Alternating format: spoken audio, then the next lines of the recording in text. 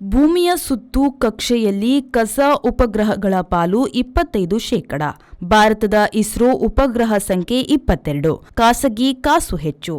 ಭೂಮಿಯ ಸುತ್ತು ದಾರಿಯಲ್ಲಿ ನಿಲ್ಲಿಸಿರುವ ಕಟ್ಟು ಉಪಗ್ರಹಗಳ ಸಂಖ್ಯೆ 12,952. ಈ 2025ರಲ್ಲಿ 145 ಇರಿಸಲಾಗಿದೆ.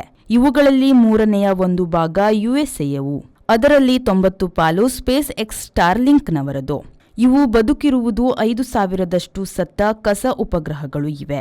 ಭೂಸುತ್ತು ದಾರಿಯ ಕಳನೆಲೆ, ನಡುನೆಲೆ, ಭೂಮೇಲು ಭಾಗದಲ್ಲಿ ಉಪಗ್ರಹಗಳನ್ನು ನಿಲ್ಲಿಸಲಾಗಿದೆ.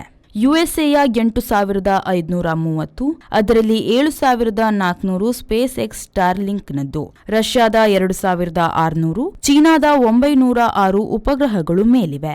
ಬ್ರಿಟನ್ 763, ಜಪಾನ್ 203, ಫ್ರಾನ್ಸ್ 100, ಭಾರತ 136, ಖಾಸಗಿ ಹೆಚ್ಚು. ಜರ್ಮನಿ 82, ಕೆನಡಾ 64, ಇಟಲಿ 34 ಉಪಗ್ರಹಗಳ ಉಪಯೋಗ ಹೊಂದಿದೆ.